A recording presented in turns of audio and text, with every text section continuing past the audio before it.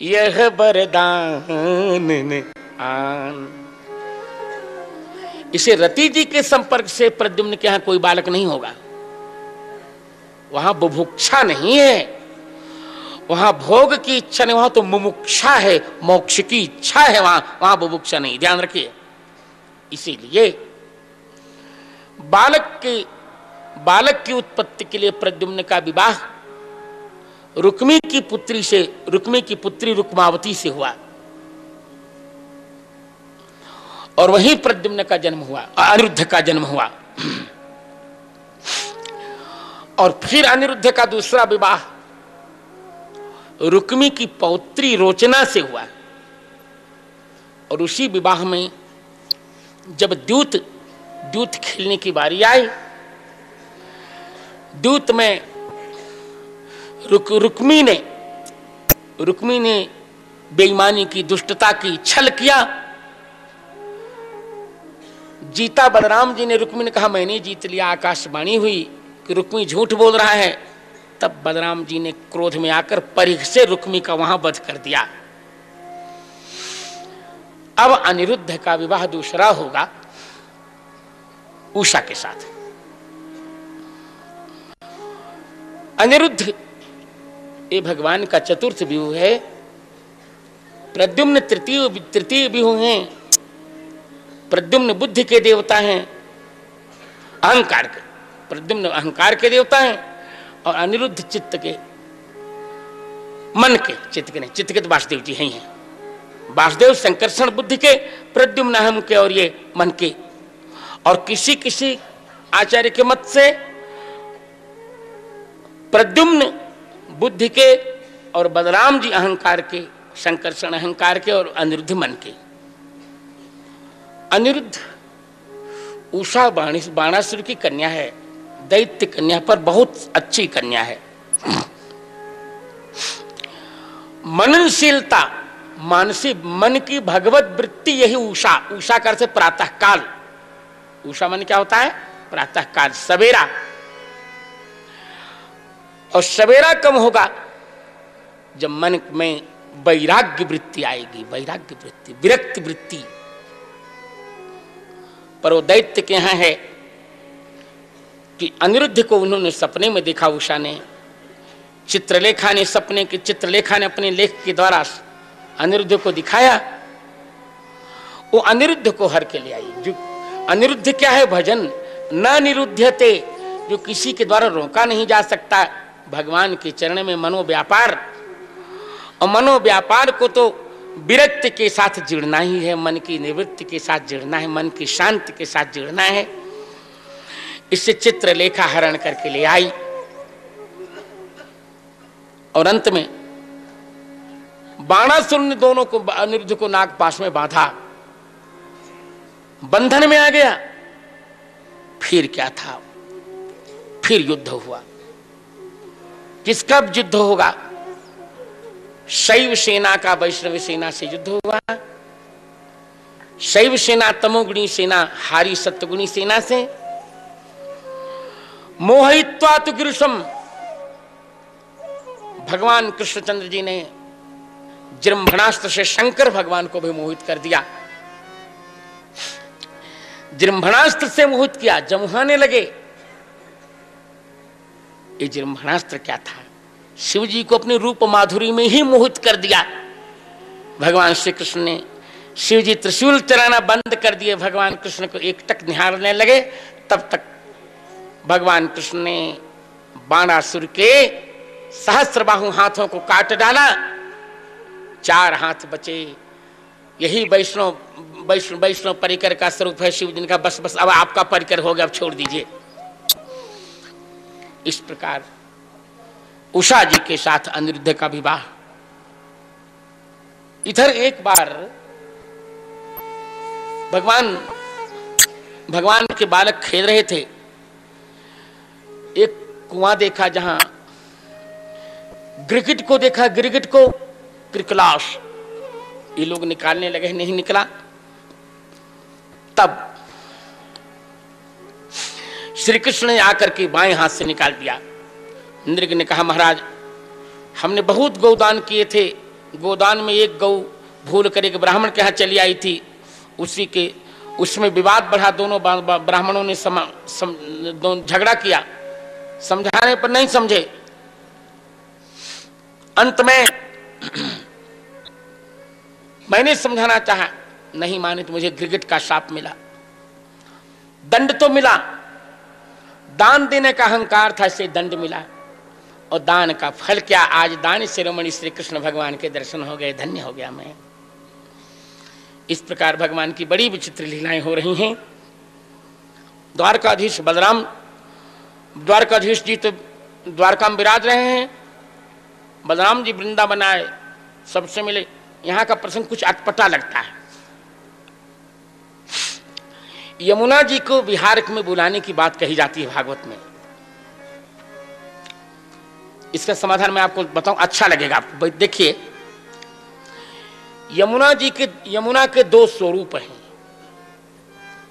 आध्यात्मिक स्वरूप में यमुना जी कालिंदी हैं, भगवान की पत्नी। वो तो भगवान के साथ द्वारका चली गई हैं। अब जब ब्रज में जो यमुना थी उस समय, वो नदी अभिमानिनी देवता को उन्होंने बुलाया था, न कि आध्यात्म की यमुना को बुलाया था। अहम नदी, मैं नदी हूं, इस प्रकार अभिमान करने वाली देवता को बिहार के लिए उन्होंने बलराम जी ने बुलाया। वो नहीं आई तो फिर बलराम जी ने उन पर क्रोध किया, उन्होंने क्षमा मांगी। यही इसका समाधान है। इसी क्रम में पौंड्रक, कभी कोई ढोंग विचित्र होता, पौंड्रक को दो चार बच्चों ने बहका दिया। कभी बच्चों के बहकाने से लोग बहक जाते हैं, और कभी कभी तो लोग अपने को सिद्ध बनाने के लिए बहुत कष्ट भी उठाते हैं, बहुत कष्ट उठाते हैं। और मुझे तो नहीं लगता इस प्रकार की सिद्धि से व्यर्थ की पूजा होती है, पर भगवत प्रेम का आनंद तो अलग है। मैं कोई टीका नहीं कर रहा हूं। कुछ लोग केवल खड़े रहते हैं, ये भी एक तपस्या है। कुछ लोग ऐसे हाथ उठा के खड़े रहते हैं, हाथ पतला पड़ जाता है, ये भी एक तपस्या है। इससे पूजा मिल जाती है, पर उसका कोई बहुत बड़ा फल नहीं होता, क्योंकि सो सुख करम धर्म जरी जाऊ, सो सुख करम धर्म जरी जाओ, जहन राम पद पंकज भाओ, जहन राम पद पंकज भाओ। कोई लाभ नहीं इससे, इसको पूजा खूब मिल जाती है, चेला चाटी प्रणाम खूब कर लेते हैं, इससे होता क्या है बताओ, क्या मिला? मुझे तो बहुत आश्चर्य लगता है, बहुत आश्चर्य लगता है। भगवान के प्रेम के बिना निरर्थक पूजवानी से लोगों को क्यों आनंद मिलता होगा? लोग प्रणाम करते, लोग बहुत मजा आता है, आनंद करो। अरे क्या आनंद करो, पहले स्वयं कुछ कर लो तब ना आशीर्वाद दोगे। आशीर्वाद देने के लिए कुछ करो। ये भी देखो तुम्हें प्रणाम कौन कर रहा है, कौन जाने, ना जाने कहीं भी इसमें नारायण मिल जाए। इसलिए पौंड्रक को बच्चों ने बकाए रहे, तुम तो वासुदेव हो। उसने दो हाथ नकली लगा लिए धूमकेतु ने और नकली शंख चक्र गदा बनाई। कमल के लिए बर्फ की सिल्लियां रखता था। बहुत लोग ऐसे होते हैं ना, बहुत कष्ट माने पुजवाने के लिए वो कष्ट भी उठा लेते हैं। कठोर ठंडी में चरणोदक देने के लिए पानी में चाहे पैर रखे रहेंगे, भले पैर सड़ जाए चाहने पर चरणोदक देने में आनंद तो आता है। ऐसा नहीं, ये ठीक नहीं है। भगवान आनंद कंद प्रभु को उसने पत्र भेजा, मैं वासुदेव हूं, तुम नहीं हो, तुम हमारे आयु छोड़ दो। फिर भगवान ने जाकर के युद्ध किया। ये बिहार का व्यक्ति था, बिहार के पास का था, वहीं सभी सब नमो राघवाय। विरथी कृत्य पौंड्रकम, भगवान ने सुदर्शन चक्र से उसका सिर काटा। काशीपति का भी वध किया। इधर द्विविद नाम का बानर एक था, कुछ लोग उसको राम सखा कहते, पर हम ऐसा नहीं मानते, ऐसा नहीं है, ये दूसरा ही द्विविद है। हाँ, नरकस्य सखा कश्चित, इसलिए कही दिया, रामस्य सखा नहीं। सुग्रीव सचिव सुप, सुग्रीव नाम का एक राक्षस भी था। सुग्रीव नाम भगवान के घोड़े का भी था, सुग्रीव नाम बानर का भी था। इसे सुग्रीव समझकर कोई भड़के ना। अस्वास्थ्य सैव सुग्रीव मेघ पुष्प बला का है। यद्यपि बंशीधराचार्य आदि ने राम पर टीका की है, पर उन टीकाओं से मैं सहमत नहीं हूं। जो राम जी का हो गया, राम कीन जापन जब ही ते भयउ भुवन भूषण तब ही ते। उस द्विविद को भी बलराम जी ने मारा, बहुत उत्पात कर रहा था, उसका वध किया भगवान ने। दुर्योधन के भगवान बलराम जी गुरु हैं। दुर्योधन की कन्या लक्ष्मणा चाहती थी सांब को, जाम्बवती के पुत्र को। सांब उनको ले आया, हरण करके ले आ रहा था, तब तक कौरवों को क्रोध आ गया। कौरवों ने आक्रमण किया उसको, उस पर छह महारथियों ने मिलकर उसे बांध लिया। तो यादवों को बड़ा क्रोध आया। बलराम का नहीं, मैं समझा देता हूं, मान जाएगा, दुर्योधन मेरा चेला है। आए समझाने, पिया भांग, कहा महाराज। दुर्योधन से कहा देखो ठीक बात नहीं है, कन्या चाहती थी, यदि अकामा होती कन्या तो हम कोई बात नहीं, सकामा कन्या थी सांब के प्रति, उसको दे देना चाहिए। दुर्योधन ने किया अपमान बलराम जी का। फिर बलराम क्रोध, हल उठा करके हल के अग्रभाग से कहा, पूरे हस्तिनपुर को अभी मैं गंगा जी में डुबो रहा हूं। और डुबोना चाहा, हिला हस्तिनपुर। भीष्म का ससुरो मरो मत, जाओ बलराम जी से क्षमा मांगो, भगवान शेष नारायण है वे। इधर भगवान राज्यसभा में बैठे हैं, द्वारका की राज्यसभा, द्वारका की राज्यसभा। देखा, जरासंध ने जिन 20,000 राजाओं को बंदी बना रखा है, उनको उनका दूत एक पत्र लेके आता है। द्वारकाधीश जी को दिखाया, कृष्ण कृष्ण प्रमेयात्मन प्रपन्न भयभंजन वयं त्वां शरणं यामो भवभीता पृथक् धियः। हे कृष्ण, हे अपरमे आत्मन, हम भवसागर से भयभीत होकर आपकी शरण में आ रहे हैं। हे नाथ, लोको विक्रम निरतः कुशले प्रमत्तः कर्मण्ययं त्वदुदिते भवदर्चनीस्वे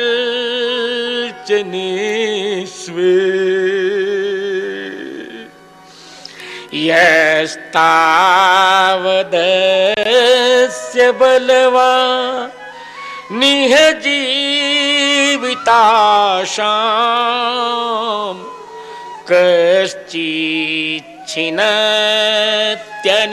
कश्चिच्छिनत्यनिमिषाय नमोस्तु तस्मै।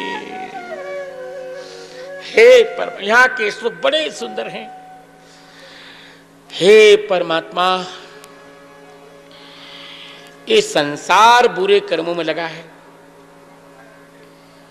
ये कुशल कर्म में प्रमाद कर रहा है। आपका जो अर्चन है, आपके द्वारा जो कहा हुआ कर्म है, उसमें बिल्कुल प्रमाद कर रहा है। इस प्रकार प्रमादी इस संसार की जीवन की आशा को जो एक क्षण में समाप्त कर देता है ना, ऐसे काल रूप परमात्मा आपको हम नमस्कार कर रहे हैं। पर हे प्रभु, एक प्रश्न का उत्तर दीजिए देवकी नंदन। आज हम एक ही बात कहना चाहेंगे कि तद वै भवान प्रणत शोक हरांघ्रि युग्मो। आपके दोनों चरण हमारे शोकों को नष्ट करने वाले हैं। इसलिए लोकान वियुंक्ष मगधाह्वय कर्म पाशा। आप अब हमको मागध नामक जरासंध नामक कर्म बंधन से छुड़ा दीजिए। जो इतना बड़ा पराक्रमी 10,000 हाथियों का बल धारण करके हमको उसी प्रकार अपने भवन में रोके हुए है महाराज, बंदी बनाए हैं, जैसे सिंह भेड़ों को बंदी बना के रखता है। हे प्रभु, आपकी क्या लीला है। यो वै त्वया द्विनवक्रीत्व उदात्त चक्र भग्नो मृधे खलु भवन्त मनन्त वीर्यम् जीत्वा नृलोक निरतम् सकृदूढ़ दर्पो।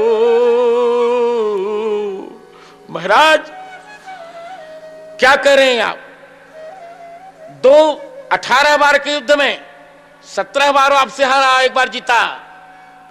फिर भी हमको एक बार जीत करके अहंकार प्राप्त करके वह युष्मत् प्रजारुजति नो जितत विधेहि।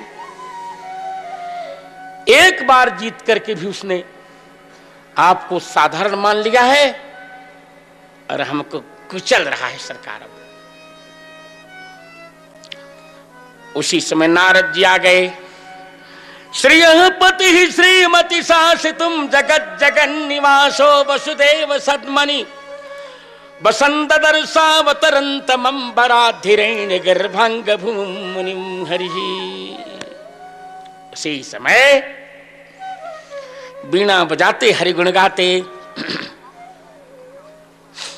भगवान नारायण आ रहे हैं।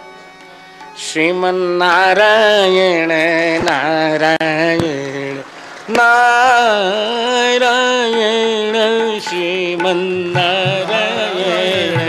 नारायण नारायण बदरी नारायण नारायण नारायण बदरी नारायण नारायण नारायण श्रीमन्नारायण नारायण नारायण श्रीमन्नारायण नारायण नारायण बद्री नारायण नारायण नारायण बद्री नारायण नारायण नारायण बद्री नारायण नारायण नारायण बद्री नारायण नारायण नारायण श्रीमन्नारायण नारायण नारायण श्रीमन्नारायण नारायण नारायण बद्री नारायण नारायण नारायण बद्री नारायण नारायण नारायण बद्री नारायण नारायण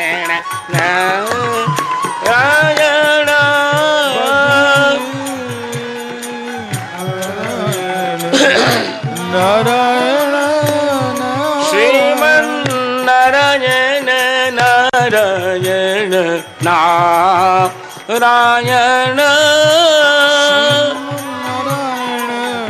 नारायण नारायण बदरी नारायण नारायण नारायण नारायण नारायण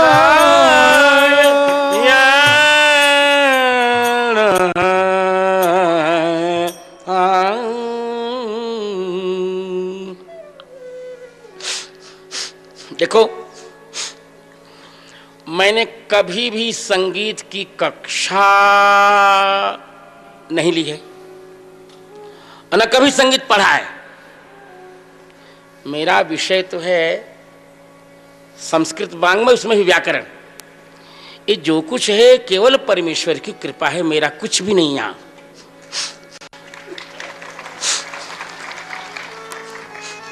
नारद जी ने आकर भगवान से कहा, सरकार अब शिशुपाल का अत्याचार सीमा को पार कर रहा है।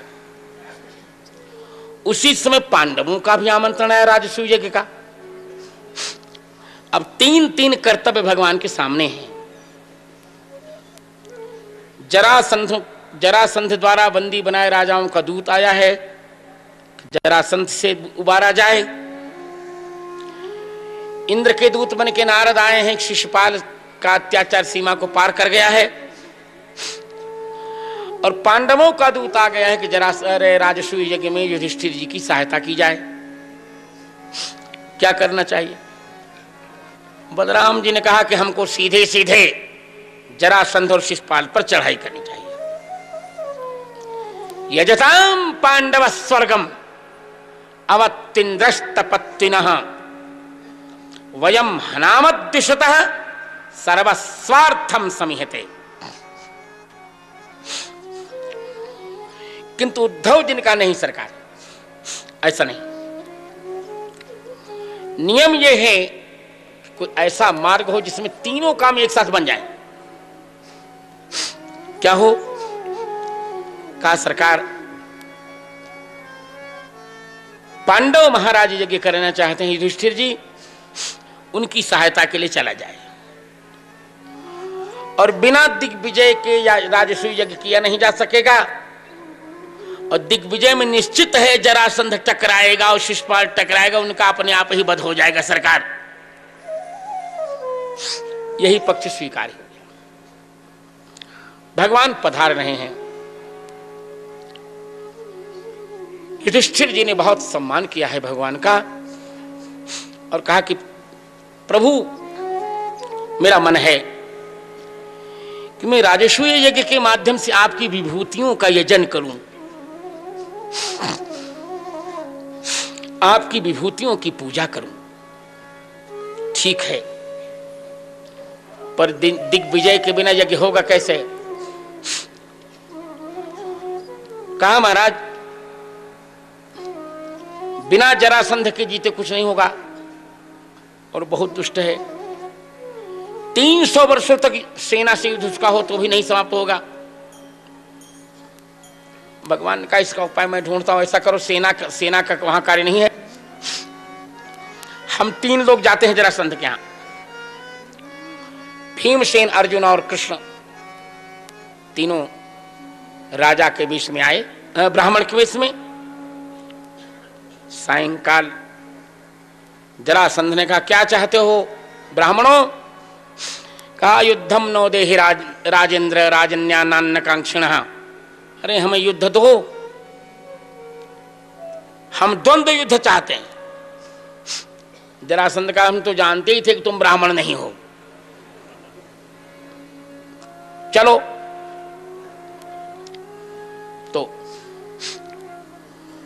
का कौन युद्ध करेगा, पहले अपना परिचय बताओ। कृष्ण का मैं हूं कृष्ण।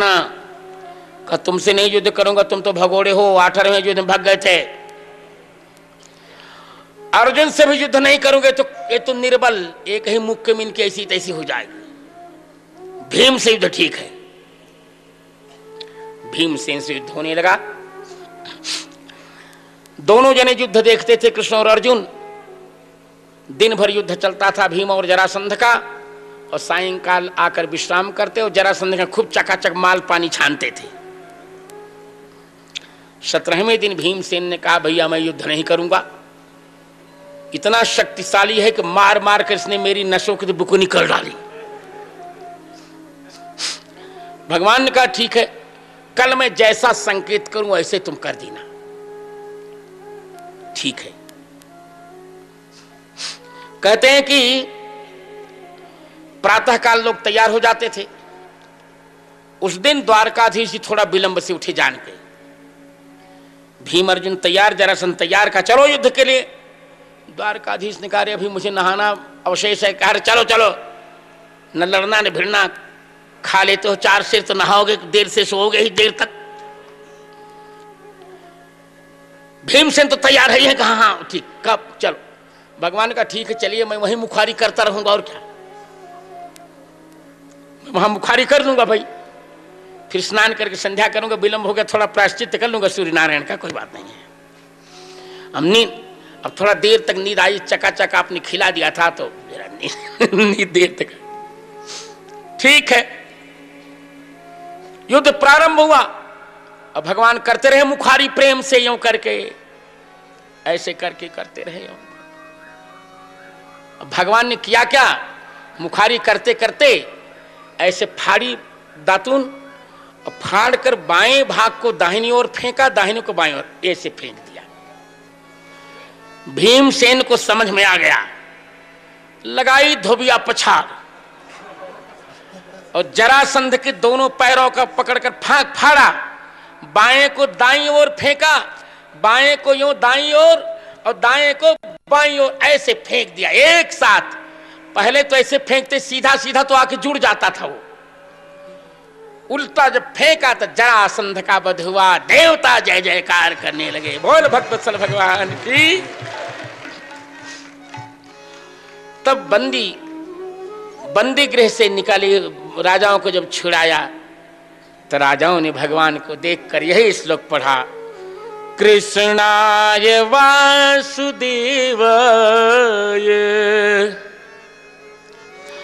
हरये परमात्मने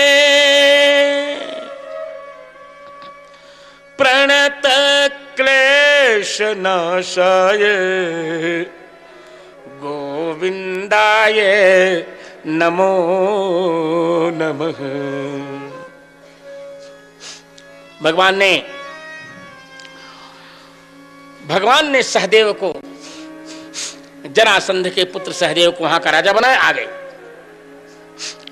कभी कभी कुछ बातें अटपटी होती हैं और मुझे समझ में बिल्कुल नहीं, मुझे तो नहीं समझ में आती, क्योंकि हम लोग पढ़े लिखे लोग हैं भाई। पढ़े लिखे लोगों का एक सबसे बड़ा दोष होता है कि अंधविश्वास नहीं करते। किसी वस्तु को किसी ने कह दिया इतने में नहीं पर्याप्त होता, वो तर्क से सिद्ध करना चाहते हैं। बहुत दिनों से एक अफवाह चली आ रही है भागवत के वक्ताओं के जगत में कि परीक्षित जी ने जरासंध का मुकुट पहना था, इसलिए उन पर कलिकाल ने प्रवेश किया। इसका मैं पहले ही दिन खंडन कर चुका हूं। क्या मैं पूछूं कि परीक्षित जी को जरासंध का मुकुट कहां से मिला? जब जरासंध के भीम द्वारा जरासंध का वध कर दिया, जरासंध के पुत्र सहदेव को राजा बनाकर वह मुकुट दे दिए गए, फिर परीक्षित को कैसे मिला? वह भगवान को जो इच्छा हो, खेल में किसी को तो राक्षस बनना ही पड़ेगा। तो जय विजय ने कहा सरकार, यदि हमें राक्षस बनने से, यदि हमारे राक्षस बनने से आपकी लीला पूरी हो रही हो तो लीजिए हम राक्षस बनेंगे। और इसीलिए देखिए अग्र पूजा का जब प्रसंग आया, इस यज्ञ में किसकी अग्र पूजा हो तो कृष्ण की अग्र पूजा का प्रस्ताव हो गया। यदि शिशुपाल को मुकुंद हृदय पहले विरोध करना होता, यदि उसको वास्तविक विरोध की इच्छा होती तो उसने पहले विरोध कर दिया होता ना। पर शिशुपाल ने आचार्य पहले विरोध नहीं किया, क्योंकि उसको विरोध करने की इच्छा थोड़ी थी। वो तो जय है ही है, अपने प्रभु की पूजा से प्रसन्न हो ही रहा है, उसको थोड़ी विरोध करना है, वो तो लीला करवानी है। इससे जब पूरी हो गई पूजा,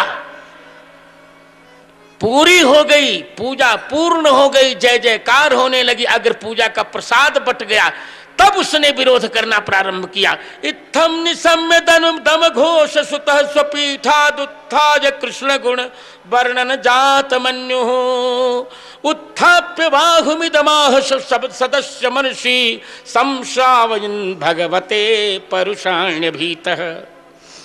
आज समय नहीं है, गोवर्धन की कथा बताऊंगा। अक्षर अक्षर उसने एक भी बात निंदित नहीं कही। संश्रावयन् भगवते अपरुषाणी, अपरुषाणी। अब लोगों को लगता है तीखा सुना रहा है, वास्तव में एक भी वाक्य उसका तीखा नहीं है। तो भगवान की लीला होती है। 100 वाक्य कहे उसने, 100 वाक्य कहे, कहा क्या बात करते हैं। वर्णाश्रम कुलोपेतान, वर्णाश्रम कुलोपेत गोपाल कुल पांशनः स्वैरवर्ती गुणहीन सपर्याम कथम रहते। सीधी सी बात है, वर्णाश्रम कुलोपेत है, ये गोपाल कुल पांसन है। कैसे पूजा हो रही है? अरे का कुछ नहीं। कैसे, इसका क्या अर्थ है? बोले वर्णाश्रम कुलापेत कुलोपेत कुलापेत है, वर्णाश्रम कुलानि अपेतानि ये न। जब भगवान कृपा करते हैं किसी पर तो उसका वर्ण नहीं देखते, आश्रम नहीं देखते, कुल नहीं देखते, तीनों बंधन समाप्त करते हैं। जैसे सबरी का फल खा लिया। गोपाल कुल पांसन है, ये गोपाल कुल पांसन है। गोपाल कुल पांसन का क्या अर्थ है? ये गोपाल है, गाह इंद्रियाणि पालयति गोपाल है। कुल पांसन है, कुत्सितम लपंतीति, कुत्सितम लपंतीति कुलपाह तान अंशति हिंसति। जो वेद के विरुद्ध बोलते हैं उनका हिंसन, उनकी हिंसा करने वाले गोपाल कुल पांसन है। स्वैरवर्ती, स्वैरवर्ती अपने भक्तों की इच्छा से वर्तन करते हैं। स्वेशाम भक्तानाम या ईरणा ताम वर्तयति इतनवीनम व्याख्यानम गुणैर्हीनः। सत्य गुण रजोगुण तमोगुण से भगवान परे हैं, अतः सपर्याम कथम रहती। उसने कहा इनकी केवल पूजा क्यों कर रहे हो? अरे इनको सब कुछ समर्पित कर दो। इनम नवीनम व्याख्यानम जगत गुरो सपर्याम कथम रहती। उसने डांटा, जय नहीं करे मूर्खों, केवल पूजा करके संतुष्ट हो रहे हो। अरे लुटा दो आज सर्वस तुम, अरे तो खिलौने बन के आए हैं। लुटा दो आज सर्वस तुम, खिलौने बन के आए हैं। लुटा दो आज सर्वस तुम, खिलौने बन के आए हैं। लुटा दो आज सर्वस तुम, खिलौने बन के आए हैं। चुराया चित्त ब्रज जन के, चुराया चित्त ब्रज जन के, अरे बढ़ाया कृष्ण हो। चुराया चित्त ब्रज जन के, बढ़ाया चीर कृष्ण का। चुराया ब्रज जन के, बढ़ाया चित्त कृष्ण का। अरे लुटा दो आज सर्वस तुम खिलौने बन के आए, लुटा दो आज सर्वस तुम खिलौने बन के आए। निहारो मीत गिरिधर के बने हैं सूत अर्जुन के, निहारो मीत गिरिधर के बने हैं सूत अर्जुन के, लुटा दो आज सर्वस तुम, अरे लुभाने बन के आए, लुटा दो आज सर्वस तुम लुभाने बन के आए, अरे खिलौने बन के आए। बोल भक्त श्री भगवान की। इसे कहते हैं भागवताचार्य जी, इदम भागवतम नाम, इदम भागवतम नाम पुराणम ब्रह्म संहितम अधीतवान द्वापरादौ पितुर्द्वैपायनादहम। सपर्याम कथमर्हति मुकुंद, सपर्याम कथमर्हति। इनको केवल इनकी पूजा क्यों कर रहे हो मूर्खों? इन पर तो सब कुछ निछावर कर दो। तावदुत्थाय भगवान स्वान् निवार्य स्वयं वृषा, शिरश्छुरान्त चक्रेण जहारापततो रिपोः। तब भगवान उठे, स्वान् निवार्य, लोग उसको मार दिया रहे थे, चुप, रोका, मारो मत, उनका दोष नहीं है, मेरी लीला थी। छुरांत चक्र से जहार, शिरह जहार, सिर हर लिया, ले लिया, चलो जय, अब राक्षसी योनि को छोड़कर फिर मेरी सेवा में आ जाओ। आपततः भगवान के पास तो आ ही रहा था, आरिपो हो जहारा पततो रिपो हो एंगह पदांता दति। आरिपो हो, वह भगवान के भगवान का शत्रु नहीं है, पार्षद। सिर काटा, तुरंत शिशुपाल जय बन गया। दंत वक्र दौड़ा, उसका सिर काट दिया तो वो विजय बन गया। बोल भक्त वत्सल भगवान की, बोले कृष्णचंद्र भगवान की, बदरी विशाल की। विदुरथ का वध, अंतिम वध, सौभराट का भी वध भगवान ने किया। बलराम ने तीर्थ यात्रा की, वहां बिल्वल का वध करके नैमिषारण्य में सबको सुखी किया। अब सुनिए क्या कहें। समय क्षमा नहीं करता, मैं दोनों के संकट में हूं। समय का भी संकट है और कृष्ण के प्रणय का भी संकट है। भगवान शुकाचार्य से परीक्षित जी ने कहा कि अब कोई जरा और भी सुना दीजिए, और भी सुना दीजिए भगवान की कथा, एक मधुर मधुर कथा। कहते कृष्ण श्यासित कत्सखा कश्चित ब्राह्मणो ब्रह्मवित्तमः विरक्त इंद्रियार्थेषु प्रशांतात्मा जितेंद्रियः। कृष्ण के एक सखा, गोपाल सहस्रनाम में श्रीदामा नाम आया है इनका, और मार्कंडेय पुराण के रेवाखंड में सुदामा सदानंदो महाप्राज्ञ सुदामा ब्राह्मणो ह्यभूत। तो सुदामा ठीक है, श्रीदामा गोपाल है। कृष्ण के बहुत मित्र, प्यारे मित्र हैं ये। पुराणों में इनकी माता का नाम गार्गी और पिता का नाम भद्रशील लिखा है। पत्नी सुशीला भगवान के साथ पढ़े हैं। उज्जैन में भगवान पढ़ने आ रहे हैं। सुदामा नंगे चरण आ रहे हैं पढ़ने। कांटा सुदामा के चरण में, सुदामा पहले पढ़ने आ गए हैं, लकड़ी तोड़ने आए थे, कांटा चुभ गया, कांटा निकाल नहीं पा रहे, रो रहे हैं जोर से। भगवान रथ पर चढ़ के आ रहे हैं, मार्ग में देखा एक ब्राह्मण का बालक रो रहा है।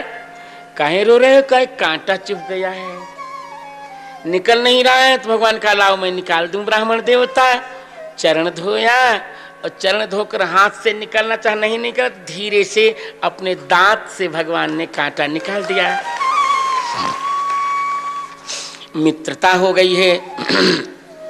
चने की बात तो कही जाती है कि गुरुपत्नी ने दोनों को भेजा था लकड़ी लेने के लिए। वर्षा होने लगी तो आज भी वो स्थान हमने देखा है। उज्जैन से 25 किलोमीटर दूर है, नारायणा नाम का गांव है। हाँ, मैंने देखा है। वर्षा होने लगी तो भगवान कृष्ण ने अपनी लकड़ी का एक गट्ठर वहां गाड़ दिया। और सुदामा जी ने एक लकड़ गाड़ा, लकड़ी के गट्ठर। आज भी वो पड़ा है, उसमें टहनियां हैं। एक दिखता है मानो एक ही पेड़ है, पर टहनियां भिन्न भिन्न हैं और पत्ते भी भिन्न भिन्न रंग के हैं और फल भी भिन्न भिन्न रंग के निकलते हैं, हमने देखा है। उसी समय कृष्ण भगवान पेड़ पे चढ़ के लकड़ी तोड़ रहे हैं, सुदामा जी इकट्ठी कर रहे हैं। कहते हैं संत सुदामा जी जो है वो, उनको भूख लगी, चना खा लिया। भगवान को नैवेद्य नहीं किया। भगवान ने कहा क्या खा रहे हो भाई साहब? कहा कुछ नहीं, लकड़ी तोड़ रहा हूं, कटकट कर रहा है। कहा लकड़ी तो नहीं, ये तो दांतों का है। तो ठंडी लग रही तो कटकटा रहे हैं दांत, तुम तो राजा हो, हम नहीं राजा, ब्राह्मण है, क्या करें? जब भगवान आए कहा कुछ माता जी ने दिया, कहा कुछ नहीं दिया भाई साहब, तो झूठ बोला और भगवान को निवेदन नहीं किया। तो भगवान तो बन गए द्वारकाधीश, सुदामा जी बने दरिद्र। इससे संकेत ये मिलता है कि प्रयास ही करना चाहिए कि जो भी हमारे पास जुड़े भोजन में वो भगवान को हम नैवेद्य करें। और भगवान को भोग तब लगाएंगे जब शुद्ध भोजन हो। आजकल तो बहनों ने एक नया नियम बनाया, चप्पल पहनकर रसोई में जाकर भोजन बनाने का। तो उससे थोड़े भगवान को नैवेद्य लगेगा, लहसुन प्याज से थोड़े भगवान को नैवेद्य लगता है। भोजन शुद्ध बनाना चाहिए। इधर सुशीला जी, उनकी पत्नी, संत तो कहते हैं कि भूख के कारण उनके 2 बालकों की मृत्यु, अकाल मृत्यु हो गई। नदी में प्रवाह करके अभी लौटी हैं। उसी समय सुशीला जी ने कह दिया, ननु ब्रह्मन भगवत है, सखा साक्षात श्रियः पति, ब्रह्मण्यश्च शरण्यश्च, भगवान सात्वतर सब। हे ब्राह्मण, आप भगवत है, भगम भाग्यम, आप सौभाग्यशाली हैं। आपके सखा साक्षात लक्ष्मीपति हैं। तमुपैहि महाभाग साधूनां सत्परायणम, दास्यति द्रविड़ं भूरि सीदते ते कुटुंबिने। हे महाभाग, उनके पास चलिए। कहा पगली, वो मेरे मित्र तो हैं, मेरे साथ पढ़े हैं, पर क्या मैंने उनसे मित्रता की है धन के लिए? मैं नहीं जाऊंगा। तो एक बात कही, कहा मैं धन के लिए नहीं भेज रही हूं, पर क्या भगवान को देखने के लिए आपकी आंखें नहीं तरसती? तब कहा रे तब तो जाऊंगा। अयम ही परमो लाभ है उत्तम श्लोक दर्शनम। पर कल्याणी, तब अब कल्याणी कहते हैं, अप्यस्त्युपायनम किंचित गृहे कल्याणी दीयताम। यदि सुशीला नाम से किसी को संदेह हो तो उनका कल्याणी नाम भी समझ लेना चाहिए। हे कल्याणी, कल्याणी शब्द है संबोधन में, तो उसका संबोधन करते हे कल्याणी। यदि कोई उपायन हो, उपहार हो तो दे दो, क्या ले जाऊं? तब उन्होंने ब्राह्मणों के यहां से 4 मुट्ठी चिवड़ा मांगा। या चित्वा चतुरो मुष्ठी विप्रान पृथुक तंडुलान। पृथुकश्चिपटान्नम स्यात्, चिपटान्न मन चिवड़ा। 4 मुट्ठी चिवड़ा ब्राह्मणों से मांगा। ब्राह्मणों ने कहा, रे कल्याणी, तुम तो किसी से कभी नहीं मांगती हो। कहा, मैं क्या करूं, अपने लिए कभी नहीं मांगा, बेटे मेरे अकाल मृत्यु से मरे पर मैंने नहीं मांगा। किंतु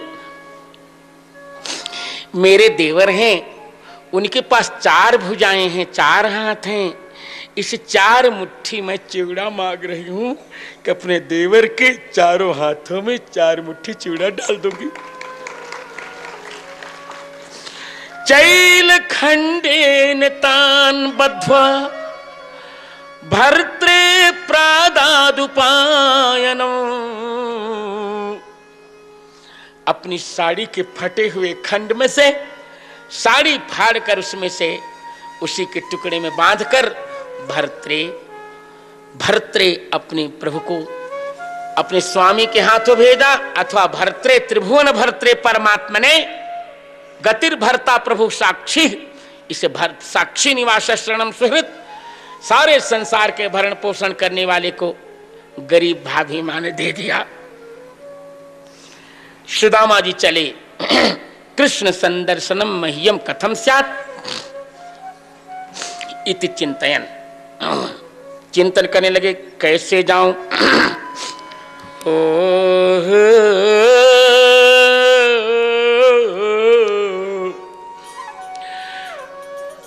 प्रेम से गाइए, सुनकर गाइए, अनुकूल स्वर में गाइए।